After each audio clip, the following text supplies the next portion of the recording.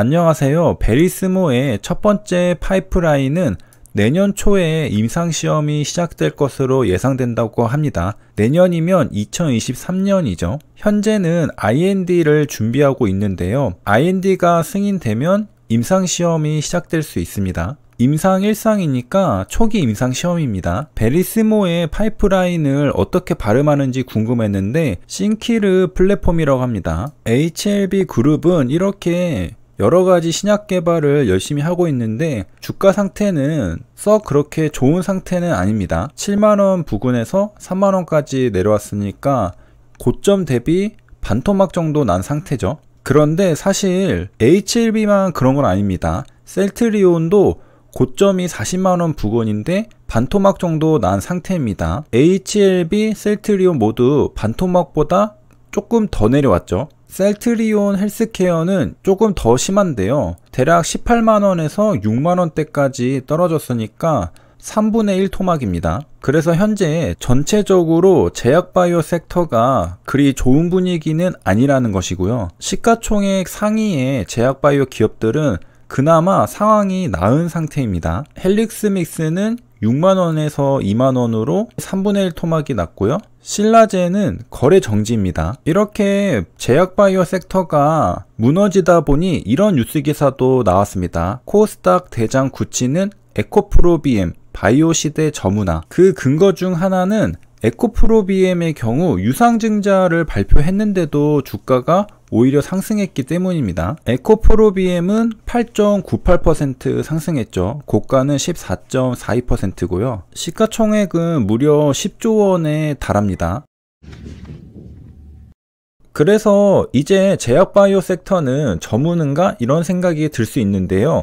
개인적인 경험에 비추어 보면 제약바이오 섹터는 조금 특이합니다. 보통 하나의 테마, 하나의 섹터가 대세 상승을 이루고 나면 그 다음 저무는 게 일반적인 특징이죠.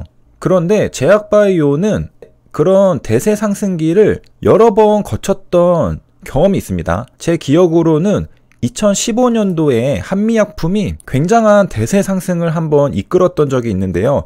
2015년도에 어마어마한 상승을 했던 전적이 있습니다. 여기 차트상 가격을 보면 10만원대에서 70만원대까지 상승을 했죠. 무려 7배나 상승을 했던 것입니다. 2015년 한 해 동안 한미약품은 주가가 7배 올랐습니다. 제약바이오의 대세 상승기를 이끌었죠. 그러고 나서 주가는 밀려 내려오기 시작합니다. 그래서 2015년도에 대세 상승기, 2016년도에 대세 하락기가 찾아옵니다. 이렇게 해서 한 번의 사이클이 지나갔죠. 제약바이오 섹터가 엄청난 상승을 2015년도에 하고 그 상승분을 반납하는 2016년도였습니다. 이렇게 되면 제약바이오 섹터가 저무는 듯 보였죠. 그런데 우리가 알고 있듯이 2017년도에 HLB가 혜성과 같이 등장합니다. 폭발적인 주가 상승을 보여주었죠.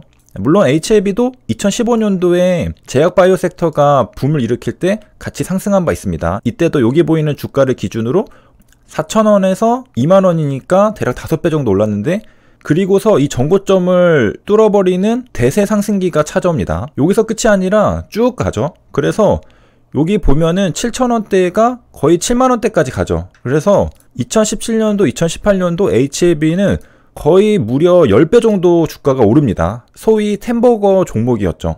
그래서 2015년도에 한미약품, 2017, 18년도에는 HLB가 엄청난 상승을 이끌어냅니다. 그리고 HLB도 마찬가지로 다시 대세 하락기로 들어서게 되죠. 주가가 크게 상승하면 다시 되돌림 현상이 있습니다. 이건 어느 섹터, 어느 테마나 마찬가지이고요. 이렇게 해서 한번 끝나는 걸로 보이죠. 크게 상승하고 주가를 대부분 반납하면서 하락합니다. 그리고 많은 분들이 고통받았던 임상 실패 발표로 627 사태도 겪었죠. 하한가를 갔었죠. 이렇게 되면은 이것도 마찬가지로 제약바이오의 대세 상승기를 이끌었다가 다시 저무는 끝나는 것처럼 보였죠. 그런데 이내 다시 또 살아납니다. HLB는 여기 만원대잖아요. 다시 10만원대까지 또 10배 정도 다시 한번 상승합니다.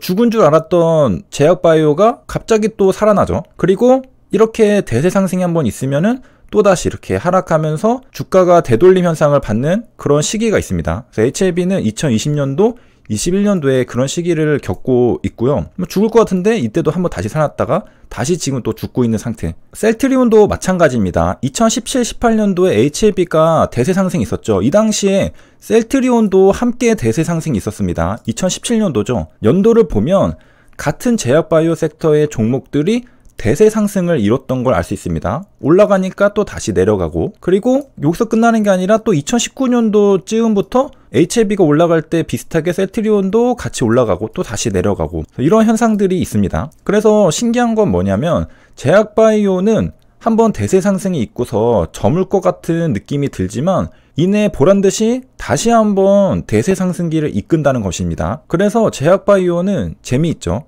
이런 경험들이 있기 때문에 제가 방송에서 제약바이오는 계속 갈 것 같다는 이야기를 했었던 적이 있습니다. 그 근거가 제약바이오는 대세 상승을 이루고 나서 죽는 듯 하다가 또 한 번 대세 상승을 이뤘던 전적이 있기 때문입니다. 그래서 정리하자면 일단 현재 제약바이오 섹터는 시기상 저물고 있는 듯한 흐름을 보여주고 있습니다. 셀트리온도 그렇고 HLB도 그렇죠. 그런데 제약바이오 섹터는 죽을만 하면 다시 살아나고 죽을만 하면 다시 살아나고 그랬던 전적이 있다는 것입니다. 셀트리온도 죽을만 하면 다시 살아나고, 물론 그 과정에서 진짜로 죽어버린 종목도 있습니다. 신라젠도 2017년도 18년도죠. 역시 HLB, 셀트리온, 신라젠 다 2017, 18년도에 대세 상승기를 이끌었습니다. 그리고서 죽을만 하면 다시 살아났는데 그러다가 진짜 죽어버렸죠. 그래서 그 다음 대세 상승을 이끌려고 한다면은 일단은 종목이 살아 있어야 된다는 것이고, 신라젠은 살아나기 위해서 고군분투하고 있는데 현재는 거래 정지된 상태입니다. 그래서 정리하자면 제약바이오는 죽을만 하면 다시 살아나고 죽을만 하면 다시 살아났는데,